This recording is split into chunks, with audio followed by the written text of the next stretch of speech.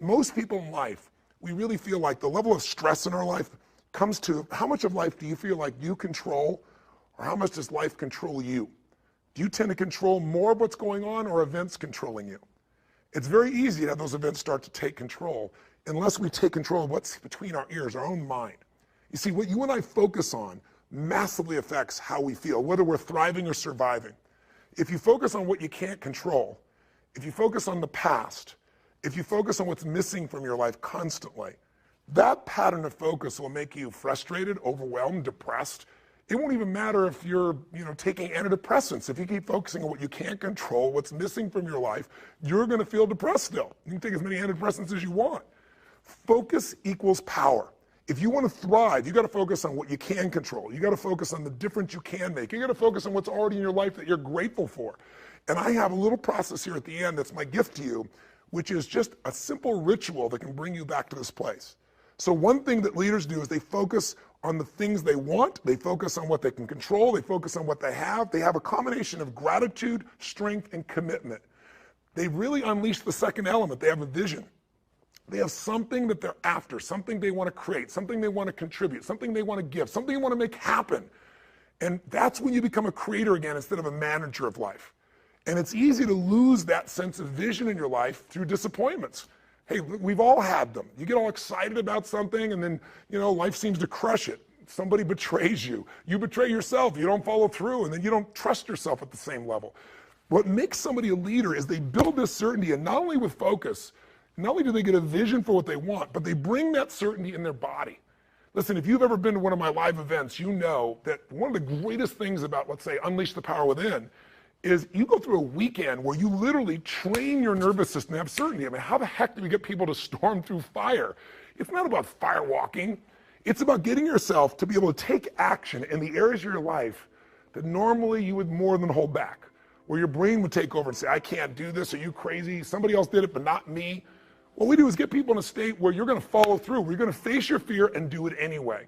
And the way we do that, besides changing people's focus, showing you how to direct and control that focus, is also by learning how to use your body as the tool to change your state. Listen, if I drop my shoulders enough, if I were to breathe shallow enough, if I were to slow down and say, I don't know, I'll give it a try, and go into this state, I'd be like Samson getting his hair cut off, right? Because what we don't realize is that our mind is directly affected by the way we use our body. If you change the tempo in which you move, if you change the way you breathe, if you change the way you use your voice, you literally change your biochemistry.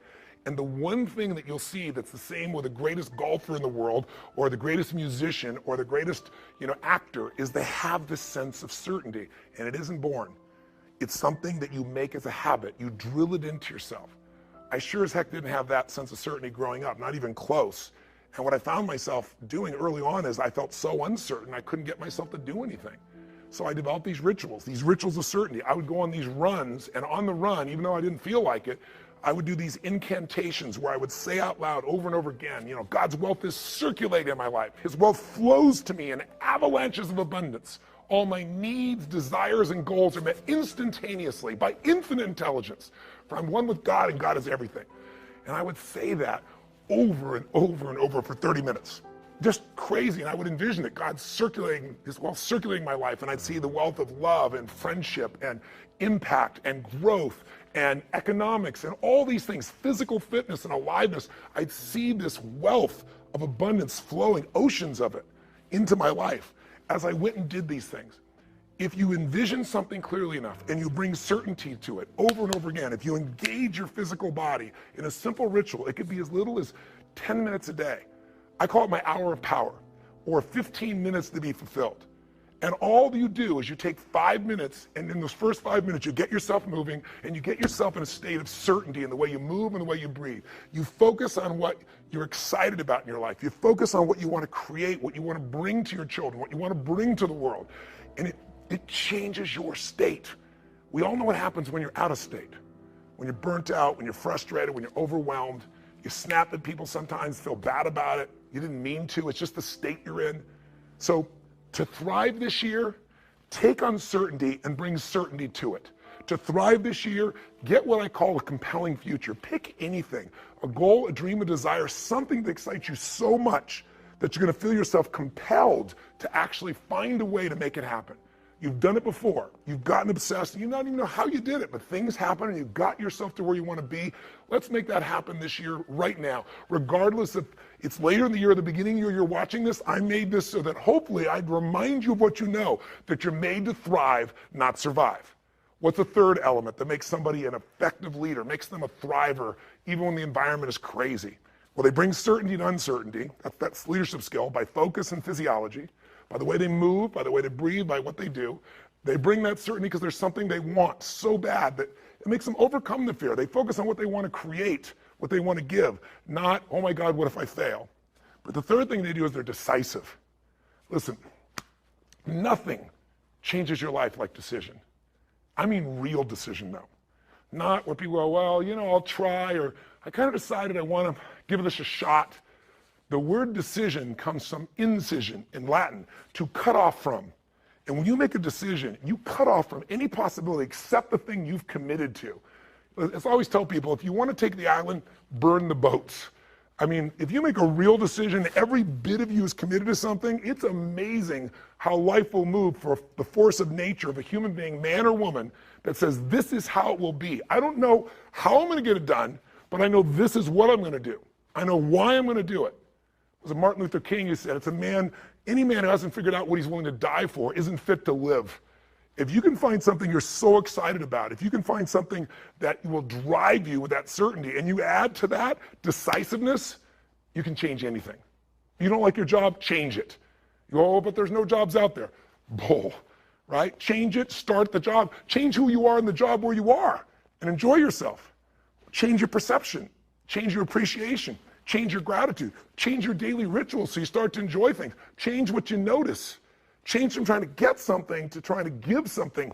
The whole game will change. Decisiveness is the ability to make a decision even though you're uncertain once again. What keeps people from making a decision? Fear of failure. I remember I had a chance to get to know General Norman Schwarzkopf during the time in which he was commanding our forces, an amazing man. And he would step over there in Desert Storm, as they called it in those days, and he could command a guy that was just brilliant. You know, an officer who came out of, you know, Harvard or background of Princeton, and he could take a kid from the inner city and just have that same command and connection with them. And I think part of what they respected about him is he respected everyone himself. He had this connection with people. But the other thing everybody respected was the man was decisive. And I asked him where he developed that decision-making capability, just the willingness to just make a decision and trust. And he said, Tony, I'll tell you where. I worked for this general when I was very young, and I was his assistant. And he said, I remember there was a research project that the Pentagon had worked on for that time. He said, if I remember right, like 5 years. And there were arguments. It was a very strategic decision for where the Defense Department was going to move towards in the future, how they were going to operate. And he said there were arguments for both sides. And for 5 years, they'd gone back and forth, and nothing was resolved. And they came to the general that he was serving at that time as the assistant. And they had a meeting, and the meeting lasted 1 hour. And at the end of the hour, the general stood up and said, do that. And he picked one of the two, and he did it with absolute certainty. And in the military, you salute, and you take your orders, and you go. He said, but Schwarzkopf said he was just curious, really curious, to know, how could he get up and make a decision like that? Because Schwarzkopf said, I was the one doing all the research. And there was loads and loads of research, and I know he hadn't read it all. And he said, it bothered me that he'd just make a decision like that without knowing everything he could possibly know. And so he said, Schwarzkopf said, I finally went to him and said, sir, permission to express myself freely. He said, permission granted. He said, sir, how could you make that decision? He said, there are reams and reams and reams of information. You had a 1 hour meeting, you heard 20 minutes of discussion for both sides, and you decided the entire direction where things are going to go for the armed services, for this part of the armed services. And he said, how could you possibly do that? You don't have all the information. He said, no one does. In fact, information is important to an extent, but ultimately action is what needs to be taken, and someone needs to decide. He goes, well, how do you know you made the right decision? He said, no one has made a decision, young man, in 5 years and half a decade. What I decided will be right, because either we'll put all our resources and we'll make it right, or if it's wrong, we'll discover that quicker than sitting on the fence for another 5 years, and we'll find out it's not right and we'll change. Leadership is making decisions. If you're going to lead your own life, you got to make decisions. And what Schwarzkopf said is he realized rule number one in life is when put in charge, when put in command, take charge. Make the decision. If it's right or wrong, you're going to find out quicker than if you sit around. And the interesting thing is the more you make decisions, the better you get. What makes somebody a leader? What makes somebody a leader is they're willing to make the decision other people won't make. They want to put themselves on the line, knowing that you're going to be wrong in some of those decisions, but you're going to find out quicker, and you can simply adapt and change your approach to still get where you want to go. Be decisive. Don't like your body? Change it. Don't like your relationship? Change it. Start by changing you. If you've changed you, it's still not right, then change it. But the way you make any change happen starts with a decision. All action, all results are mothered or fathered, if you would, by a decision. What's one small decision you can make right now that would take you in a direction you know you need to go? What's a big decision that might be really tough, but if you really made it, truthfully, it would take you on a new direction of your life, because whatever direction you head into will lead to an ultimate destination or destiny. When you know what's right, it's time. When you're still fearful, it's still time. You want to change your life? Decide. Decide something you're going to do. Decide something radical. Commit an act that moves you forward instead of thinking more, because we all can get caught up. I tell people, you get in your head, you're dead. The brain is a great thing to strategize with, but there's a point in which you got to get back in your heart and you got to put yourself on the line and do something. So if you're going to thrive this year, bring certainty to your decision making by just putting yourself in that state and trusting. Trust your creator, not just a manager of life. What do you have to do? Get a vision for what you want. What else? Decide. And step 4, real quick, act. There is no such thing as a decision without action. A real decision, you cut up things off and you make it happen. You do something. And I've always found in my life, never leave the sight of making a decision to something that's important without doing something in that moment that commits you to follow through. Take some action in that moment.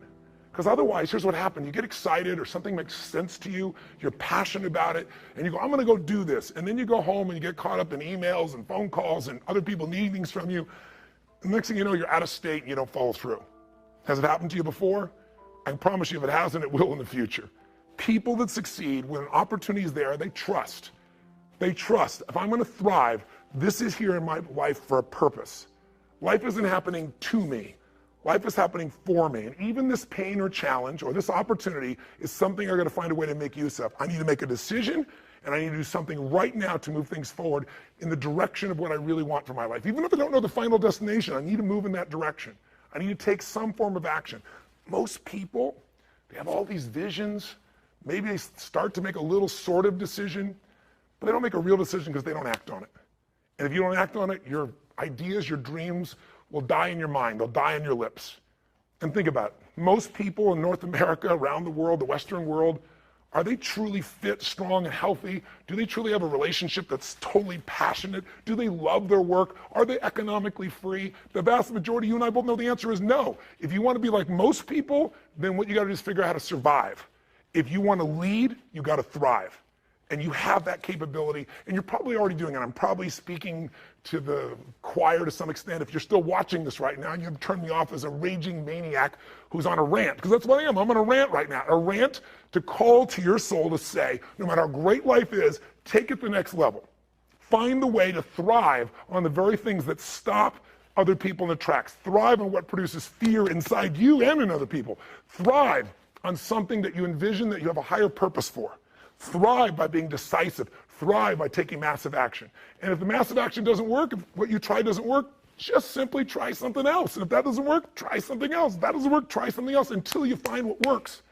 Now you can speed that up by modeling, by finding somebody who's already getting the results that you want to get in your life. Somebody who already has lost 30 pounds and kept it off. They aren't lucky, it's been 5 years. Somebody who started with nothing and now they're financially free and their family has an extraordinary quality of life. Why not figure out what they do? Somebody who truly is happy, not because everything's going their way, because they find a deeper meaning and a richness in everything around themselves, whether it be their children or nature or even problems. Because obviously, if we had no problems, we feel dead inside. Problems can either destroy you or call you to become more. If you look at the biggest challenges in your life, if you brought certainty to it, if you brought a vision beyond the problem, if you made some decision of what you're going to change, even if you didn't know how, and if you took immediate action with enough intensity, massive action, you probably found the cure-all. You probably found a way to adapt and get where you want to be. That's what thriving is really all about. But the ultimate thriving is not just breaking through and making things happen. The ultimate thriving for this year or any year of your life is to remember the secret to living is giving. It's to, as corny as that sounds, it's to connect to something bigger than yourself. And it can be done so easily. It can be done right there at home. Instead of running past your kids, looking at your phone, it's stopping, connecting. It's kissing your spouse in a way where those sparks happen, like when you first met, instead of how you doing and moving on. Most of us are moving so fast, trying to manage our lives, that we're not thriving. Thriving comes with depth. You're not going to find thriving in a friendship that happens in milliseconds online. Nothing wrong with it. It's great connection. But a depth of a real friendship is not your Facebook friend. It's not the same as being with somebody and actually having your full attention, not while you're monitoring what's going on your cell phone. Just the experience of being with somebody. But contributing your caring, contributing your interest, contributing in a simple way. Finding some way to give love, attention, care, joy, or happiness to any human being. It doesn't have to be working in a soup kitchen, but that can be pretty wonderful too. Volunteering an hour in a month, an hour in a week can change a person's life. But it can be outside world. It can also be really on the inside world.